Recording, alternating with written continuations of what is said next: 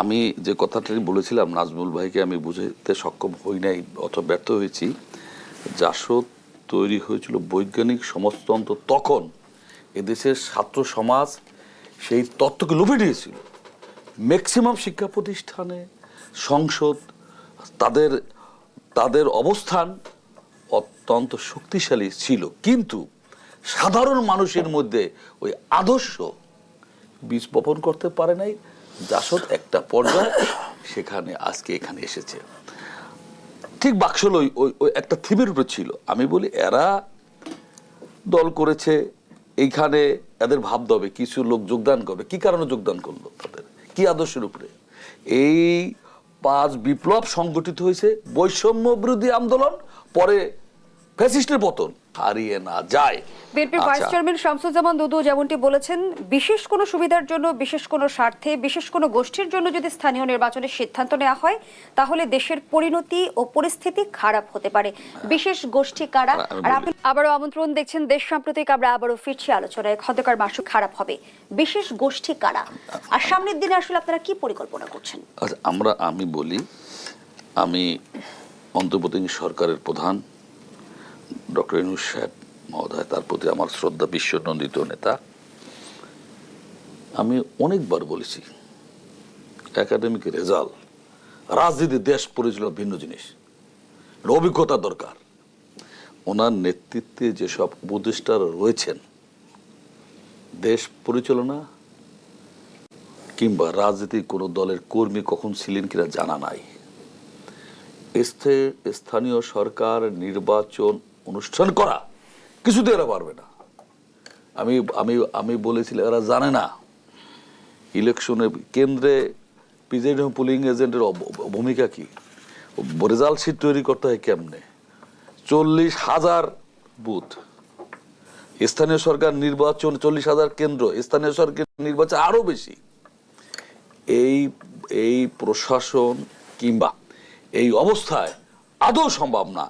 স্থানীয় সরকার নির্বাচন যদি বিতর্কিত হয়, জাতীয় সংসদ নির্বাচন অবশ্যই মূল নির্বাচন থুবড়ে খেয়ে পড়বে। সম্ভব। আমাদের কি এদেশের নির্বাচন ব্যবস্থা ভেঙে গিয়েছিল, ভোট ব্যবস্থাকে ভেঙে ফেলা হয়েছিল, সেটাকে ফিরিয়ে দেওয়ার জন্য জনগণ ডিসিশন নেবে কারা রাষ্ট্র পরিচালনা করবেন। আবার বলি, একটা অনির্বাচিত সরকারের চেয়ে একটা নির্বাচিত সরকার দেশের মানুষের জন্য মঙ্গলজনক এবং সবসময় একটা শক্তিশালী। আমি আজকেও একটা উচ্চ পর্যায়ের জায়গায় ছিলাম সরকারি, বলছেন আমি বললাম আপনারা এই রোজায় অন্তত পক্ষে আইন শৃঙ্খলাটা ঠিক রাখেন। বলছে একটা নির্বাচিত সরকার না আসা পর্যন্ত এটা সম্ভব নয়। সুতরাং আমি বলেছিলাম, ডক্টর ইউনূস সাহেব উনি অত্যন্ত অভিজ্ঞতা সম্পন্ন বিশ্বনন্দিত নেতা। উনি এই দেশের মানুষের মণিকোঠায় শতাব্দীর পর থাকতে পারে এখনো। এদেশে একটা সুন্দর ক্রেডিবল সে ভালো বলে কথা হবে। জনগণ যদি তাদের গ্রহণ করে, তারা নির্বাচিত হবে। আমি বলেছিলাম, ফ্যাসিস্টে যদি আবার জনগণ নির্বাচিত করে আপনারা আমার কি? আওয়ামী লীগকে যদি নির্বাচিত এদেশে জনগণ করে, আপনার সমস্যা কোথায়? হ্যাঁ, যদি আওয়ামী লীগ ব্যান করেন, নির্বাচন করতে পারবে না, সেটা ভিন্ন জিনিস। যদি করে, রাষ্ট্রের মালিককে জনগণের মালিকানা জনগণ কার কাছে দিবে সে বুঝবে, কাকে রেজিস্ট্রেশন করে দিবে সে বুঝবে, একটা ভোটের মাধ্যমেই তো। ধন্যবাদ জানাচ্ছি খন্দকার মাশরুকুর রহমান। শাহাদাত হোসেন, এবং সেক্ষেত্রে অক্টোবরের দিকে আপনার তাদের তফসিল ঘোষণা করা হবে। আমরা ওইটাই মনে করছি। বাংলাদেশের আপনার মানে চরম দুর্যোগে আপনার ছাত্র জনতার অভ্যুত্থানের আন্দোলনের যিনি ত্রাণকর্তা হিসাবে আমাদের সামনে আবির্ভূত হয়েছেন, বাংলাদেশের সেনাপ্রধান, যিনি আমাদের মানে যার প্রতি আমাদের চরম কৃতজ্ঞতা, এবং আপনার যিনি ইতিহাসের স্বর্ণাক্ষরে লিখিত থাকবেন, জেনারেল ওয়াকার, তিনিও বলেছেন ডিসেম্বরের মধ্যে নির্বাচন। আমরা এটা বিশ্বাস করতে চাই। এর ব্যতিক্রমী কোনো কিছু যদি সরকার চিন্তা করে, তাহলে সেটা মহা অন্যায় হবে, মহা পাপ হবে। সেনাপ্রধান কিন্তু রাজনৈতিক দলগুলোকেও সতর্ক বার্তা দিয়েছেন। তিনি বলেছেন, নিজেদের মধ্যে কাদা ছোড়াছুড়ি করলে দেশ ও জাতির স্বাধীনতার সার্বভৌমত্ব বিপন্ন হবে। সেটা বলেছে। আমরা নিজেদের মধ্যে কোনো কাদা ছোড়াছুড়ি করছি না। দেখুন, আমাদের কোনো রাজনৈতিক দলের পক্ষ থেকেই দাবি করা হচ্ছে না যে স্থানীয় সরকার নির্বাচন, কারণ আমরা জানি যে এই সরকারের পক্ষে স্থানীয় সরকার নির্বাচন করা সম্ভব নয়, এবং একটা জাতীয় নির্বাচন নির্বাচনের জন্যই আমরা রক্ত দিয়েছি, প্রাণ দিয়েছি এবং আন্দোলন করেছি। এখন এখানে একজন ছাত্রদের মধ্যে থেকে একজনকে উপদেষ্টা করেছে স্থানীয় সরকার মন্ত্রণালয় উপদেষ্টা। তাতে করে বোঝা যাচ্ছে যে তারা মানে অতীতের মতো একটা রাজনৈতিক দলকে পৃষ্ঠপোষক করার জন্য স্থানীয় সরকারের নির্বাচন, আমরা একদম আমাদের সমস্ত শক্তি দিয়ে আমরা মাঠে নামবো। আমরা যদি স্বৈরাচারী, কালনাগিনী, ফ্যাসিস্ট, মানসিক রোগী, সাইকোপ্যাথ শেখ হাসিনার বিরুদ্ধে বুক চিতিয়ে লড়াই করতে পারি, তাহলে এখানে জনগণের অধিকার প্রতিষ্ঠা করার জন্য আমরা আবার রাজপথে নামতে আমাদের কোনো দ্বিধা নেই। সুতরাং আমরা সরকারকে বলবো যে আপনারা বিপজ্জনক পথে পা দেবেন না। এমনিই আপনারা একটা বিপজ্জনক পথে আছেন। সরকারের যেসব উপদেষ্টা আছেন এগুলো একদম বিলো স্ট্যান্ডার্ডের উপদেষ্টা, দুই একজন ছাড়া। এদের মধ্যে একদম মানে রাষ্ট্র পরিচালনা কোনো রকমের কোনো যোগ্যতাই নেই। তারা রাষ্ট্রকে একদম একটা স্থবির করে দিয়েছে। আইন শৃঙ্খলা বাহিনীর চরম অবনতি, হুমকি ধামকি দিয়ে আইন শৃঙ্খলা কি কোনো উন্নতি করতে পারছে? দ্রব্যমূল্য যে সহনশীলতা পর্যায়ে আনতে পারছে? সড়কে যে বিশৃঙ্খলা, প্রতিদিন যে সড়কে মানুষের মৃত্যুবরণ করছে সেটাকে আনতে পারছে?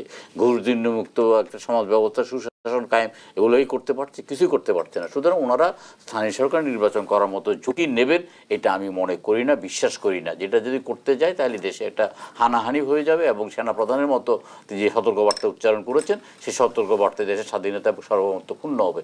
আমার কাছে মনে হচ্ছে ডক্টর ইউনূস সাহেব একজন মেধাবী লোক, একজন আন্তর্জাতিক খ্যাতিসম্পন্ন লোক। উনি মিষ্টি মিষ্টি কথা বলেন, সব কিছুই বুঝেন, কথা বলেন, বুঝেন, এবং আমার মনে হয় ওনার সিদ্ধান্তটাই আপনার চূড়ান্ত। উনি যেটা বলেছেন যে ডিসেম্বরের জন্য নির্বাচন, উনি কিন্তু স্থানীয় সরকার নির্বাচনের কথা বলে নাই। এছাড়া সংস্কার কমিশন যেসব সংস্কারের কথাগুলো বলছেন যেগুলো কোনো গ্রহণযোগ্য নয়, আমরা ভোটার তালিকার মধ্যে যেটা 18 বছর অতটা রাষ্ট্রকে সংস্কার করা দরকার, নির্বাচন কমিশনকে যতটা শক্তিশালী করা দরকার, স্থানীয় পর্যায়ে প্রশাসনকে যতটা শক্তিশালী এবং নিরপেক্ষ করা দরকার, সেইটুকু কাজ করে আপনার সরকার একটা নির্বাচনের দিকে যাবে, একটা নির্বাচন হবে, একটা নির্বাচনের মাধ্যমে একটা জনগণ। অন্যদিকে আবার রাজনৈতিক অঙ্গনে আমরা শুনছি গণপরিষদের কথা, স্থানীয় সরকার নির্বাচনের কথা। জাতীয় নির্বাচনের আগে এই বিষয়গুলো সংকট বাড়াবে কিনা? না, সংকট তো তৈরি করছে। জাতীয় নির্বাচন নিয়ে জনগণের মধ্যে মিশ্র ভাবনা তৈরি হচ্ছে। যেমন ধরেন জামাত ইসলাম এই গত দুদিন আগে আমার পঞ্চগড়ে সমাবেশ করেছে, সেখানটা তার আমির বলেছেন যে আগে স্থানীয় সরকার নির্বাচন চান। আমরা যখন প্রধান উপদেষ্টার সঙ্গে দেখা করতে গেছি সেখানটাও জামাত ইসলাম একই কথা বলেছে এবং কিছু ছাত্র সংগঠনের প্রতিনিধি একই কথা বলেছে।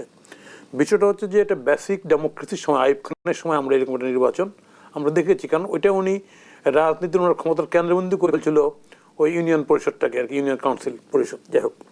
তো এখন ধরেন যে এখানটা কি ডিজাইনে আগে করতে যাচ্ছেন ওনারা স্থানীয় সরকার নির্বাচন, এটা আমাদের বোধগম্য না। প্র্যাকটিক্যালি জাতীয় সমস্যা হচ্ছে জাতীয় নির্বাচন। তো ফলে ন্যাচারালি এই নির্বাচনটাই করা উচিত এবং করার জন্য সামগ্রিক কার্যক্রমটা যোগ্যটা সাজানো উচিত। এক্ষেত্রে সরকার যদি ফেইল করে, উপলব্ধি করতে ফেইল করে, কারণ এমনি সরকার আইন শৃঙ্খলা ট্যাকেল করতে পারছে না। আপনি জানেন এটা অস্বাভাবিক ব্যাপার যে সরকারের কি বলে যে স্বরাষ্ট্র উপদেষ্টা 3টার সময় উনি প্রেস কনফারেন্স করতেছেন, তখন জেগে থাকে এখন তো ক্রিমিনালরা, বাকি পাবলিক কিন্তু সব ঘুমায়, তাই না? তো ফলে এটার কি বলবেন, এটার ব্যাখ্যা কি দিবেন? আমি বলতে চাচ্ছি কতটা যে এখানটায় স্থানীয় সরকার নির্বাচনে স্বাভাবিকভাবেই নির্বাচনে মারাত্মক দলাদলি হয় এবং মারাত্মক মারামারি হয়। আপনি দেখবেন প্রত্যেক স্থানীয় সরকার নির্বাচনের সময়। সেই ক্ষেত্রে এই ললেসনেস অবস্থায় আগে ওইটা করব, এটা কি ভাবনাটা আসে কীভাবে? যারা ভাবছেন তাদের ভিন্ন ডিজাইন আছে, যেই ভাবছেন এটা দেশের মধ্যে এটা আরও অরাজকতা তৈরি করার একটা প্রচেষ্টা হবে মাত্র। তাহলে সেক্ষেত্রে আমি মনে করি প্র্যাকটিক্যালি রাজনৈতিক দলগুলি ওনাদের দেখা যায় একবার হয়েছে পরিষ্কার মতামত দিয়েছে এটা জাতীয় সংসদ নির্বাচনের জন্য। এবং হ্যাঁ, সংস্কার প্রয়োজন, সংস্কারের প্রস্তাবনা অলরেডি সরকারের অন্তর্বর্তী সরকারের পক্ষ থেকে আলোচনা চলছে, আমরাও আমাদের মতামত দিয়েছি, বিভিন্ন জন দিয়েছে, তাই না? তো সেটা করার জন্য ডেফিনেটলি একটা পার্লামেন্ট লাগবে। এখানটায় যে কথাগুলি আসতেছে এখানটায় এটা হচ্ছে এটা বিপ্লবী সরকার না, বিপ্লবী সরকার না, বুঝতে হবে। বিপ্লব যেমন এটা রুশ বিপ্লব, এটা বিপ্লব শুরু হয়েছিল উইথ ফিলোসফি, একটা আদর্শ ছিল সমাজতন্ত্রের। আপনি খমেনি বিপ্লব, যেটাকে শিয়া বিপ্লব বলে, সেখানটাও একটা আদর্শিক একটা বিপ্লব, খমেনি বিপ্লব। আর ফরাসি রেভলিউশন, বাকিগুলি গণ অভ্যুত্থান। সেটা আপনি 69 গণ অভ্যুত্থান বলেন, 90 গণ অভ্যুত্থান বলেন, এটাও গণ অভ্যুত্থান। এরকম হয়নি স্বাভাবিক মিছিলে বিএনপি নারায়ণগঞ্জে, ব্রাউনবাড়িয়া, ভোলায় স্বাভাবিক মিছিল, নর্মাল মিছিল, সরকার পন্থী মিছিল, সেই মিছিল গুলি করে মেরে দিচ্ছে পয়েন্ট ব্ল্যাঙ্ক। পত্রিকা কোন পুলিশ মারছে কার সে নাম পর্যন্ত চলে আসছে, তাই না? তাহলে এই যে ঘটনাগুলি বাংলাদেশে, আমি গুম খুনের কথা বাদ দিলাম, এই প্রক্রিয়া কিন্তু কখনো ছিল না, এইভাবে করছে গত সরকার। তো ফলে এই সরকারের বিরুদ্ধে, শেখ হাসিনার বিরুদ্ধে চূড়ান্ত আন্দোলনটা ছিল। হ্যাঁ, বলবেন যে হ্যাঁ, আন্দোলন একটা পর্যায়ে ফসল কাটার যখন মৌসুমটা ফসল পেকে গেছে না, তখন চূড়ান্তভাবে এই কাজটা করছে। That salute them. ছাত্ররা যে করছে, যুগে যুগের ছাত্ররা এই কাজটা এখানটা করছে, তাদেরকে স্যালুট করি আমরা, এতে কোনো অসুবিধা নেই, গর্বের কাজটাই করেছেন। কিন্তু এই গর্বের কাজটাকে যাতে কালিমালিপ্ত না করে কিছু এর পরের কিছু ঘটনা যেগুলি ক্ষতিগ্রস্ত হয়েছে, যেমন ধরেন আমি যদি বলি, আমি একটা পরিষ্কার করে বলতে চাই, 6 মাস পরে 32 ভাঙ্গা সব কিছু বাড়ি ঘরে রাত্রিগুলো অ্যাটাক, এটা তো স্বাভাবিক সুস্থ লক্ষণ না। তো পরের দিন ইউনূস সাহেব বলতেছেন, উনি প্রধান উপদেষ্টা বলতেছেন যে এরকম আর সহ্য করা হবে না। তার মানে আগেরটা সহ্য করে পরের দিন বন্ধ করতে যাচ্ছেন। মানে অ্যাজ এ হোল আমি বলতেছি সরকারের এখানটা আসলে পরিষ্কার দৃষ্টিভঙ্গি নেই, তারা জাতীয় নির্বাচনটা কীভাবে করবেন। ফলে এই যে এক পা এগিয়ে এক পা পিছিয়ে এই যে